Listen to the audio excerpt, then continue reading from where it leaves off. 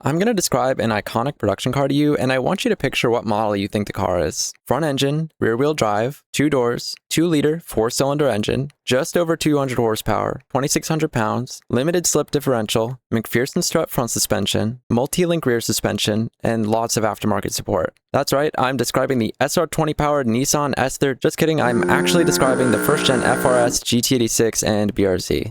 I don't really know why this is still up for debate. The heir to the throne has already been born, but just as the heir is about to be sworn in as king, there is a knock at the door. Everyone turns to look as the door slowly creaks open to reveal death.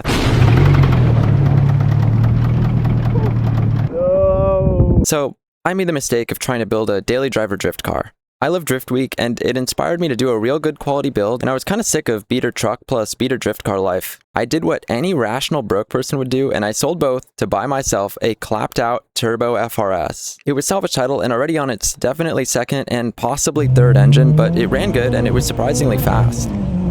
I immediately put coilovers and wheels on the car, rear upper control arms, an OEM lip, cheap skirts, a wing, a roof wing. I was really having the time of my life, but then 3 weeks after I bought it, the engine blew up. So you're telling me that someone built this sports car with a direct injected flat 4 engine that sucks to work on and suffers oil starvation issues with sustained RPM? That has so many aluminum surfaces mating that excess RTV flakes off and clogs the oil pickup, that's so high compression you can hardly run any boost on pump gas, that's so horrendously unreliable when driven hard that you just kind of have to prepare for it to pop. And if we want to talk physics, the flat design of the engine is part of what inhibits oil flow back to the pan. Instead of gravity helping oil leave the cylinder head, it kind of piles up in the valve covers and more slowly flows horizontally until it can return to the pickup. I know some people get lucky with these engines, but a lot of people don't. Toyota has like several other engines in the parts bin that easily could have made this car the absolute undisputed GOAT.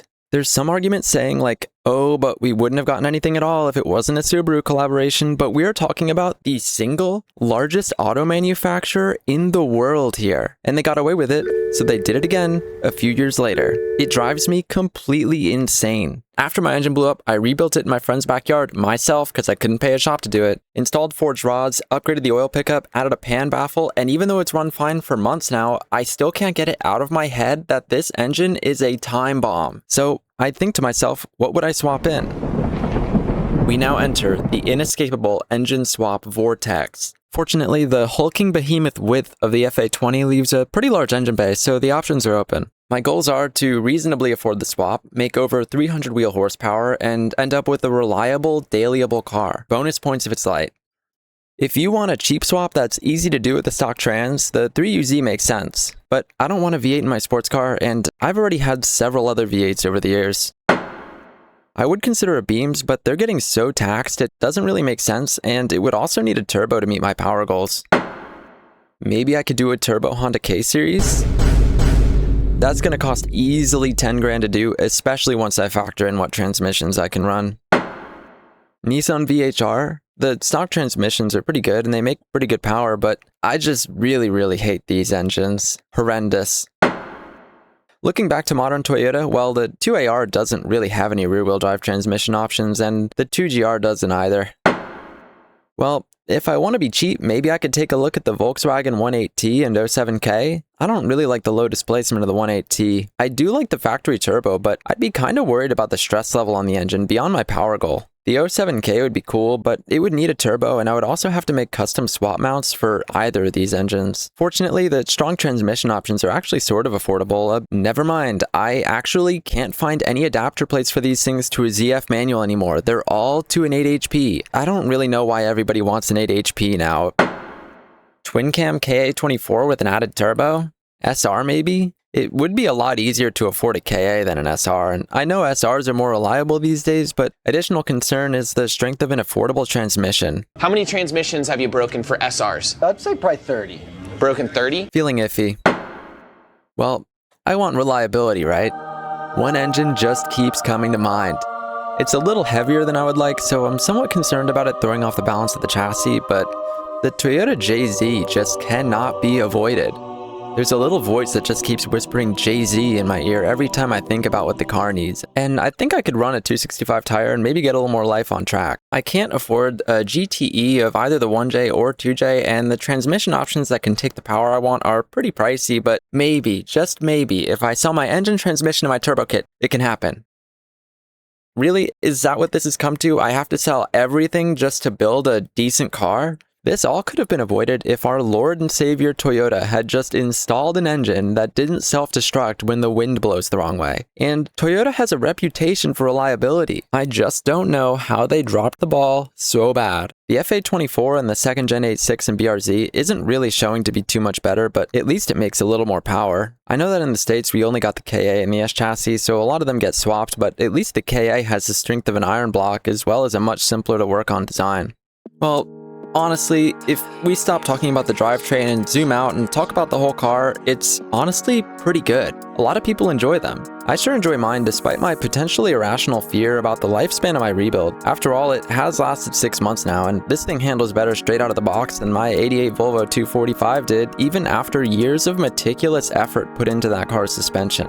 And when I do decide to engine swap my FRS, at least the chassis has a very large engine bay. The rear-mounted steering rack allows for a shorter, more out-of-the-way steering shaft. And with the factory-installed electric power steering, swaps are simplified because power steering lines, pumps, and all associated complications aren't even a concern. This may be one of the best swap candidate chassis ever built. If the FA20 is your thing, then that's great, but if it isn't, there's hardly a better starting place. People have put practically every engine you can think of into these cars because they give basically as much freedom for swaps as you could possibly ask for. Even if the engineers may have been aware of the issues with the factory engine, they either knowingly or unknowingly gifted us with a car that is able to be carried far into the future. I briefly want to say, I do think it's kinda unclear on exactly where these cars drew inspiration from. Based on the spec sheet, they look a lot like an S chassis, but the name GT86 seems to be in reference to the AE86. The weird thing to me about that is that the AE86 we think of is a sport trim of a commuter, whereas these are just actual sports cars right off the rip. This may be controversial to say, but the modern GR Corolla is a lot more like the Sprinter Trueno from a conceptual perspective than the modern 86 is. I think people often forget that the other half of the name GT86 is GT, and these cars seem to share far more in styling and concept with the 2000 GT than the AE86. It's strange to think of a different world where we may have gotten a 2AR powered FRS. I wonder what things could have been like if someone flipped a switch to a different timeline where we were given not only a modern reinterpretation of a classic car, but a factory-installed, port-injected, lightweight DOHC inline-4 that responds well to modification, without Subaru being involved and being worried about a turbo BRZ completely mogging the WRX. Maybe we could have even gotten a factory turbo model. The allure of what could have been hangs in the distance, and I think it genuinely had the possibility to be the greatest production car of all time. Rumor has it that Toyota is developing the 3rd gen car on their own, and maybe in that case we can get a better engine. However, time will have to tell on that. In the end, the only reason we modify cars is because something is left to be desired by any car in its factory form, and I definitely know people would modify even our imaginary perfect world GT86. After thinking about it way more than I probably should have, I do think I'm just going to enjoy my car as it is for the time being. I'm not sure if it'll be in 3 months or 3 years, but I think I'll figure out my Jay-Z swap after my FA kicks the bucket. Either way, I'd really like to take the car to the track and get a solid comparison between what the car is now and my hopeful future Jay-Z swap. Despite their flaws, the twins are a very special addition to the modern automotive landscape and have already become icons in their own right. They're a real continuation to a lineage of genuine enthusiast cars from a variety of manufacturers, and we're lucky that they've sold so well. I mean, I see these things everywhere. It also makes me happy that so many have been sold with a factory manual transmission. It's easy to get frustrated with the shortcomings of the factory powertrain, however, that same powertrain is part of what makes this car so receptive to swaps that can much more readily meet the needs of whoever the owner may be. At the end of the day, this thing's still pretty decent, and we're much better off having it as it is than not having had it at all. I'm looking forward to seeing what the community does with these cars going into the future.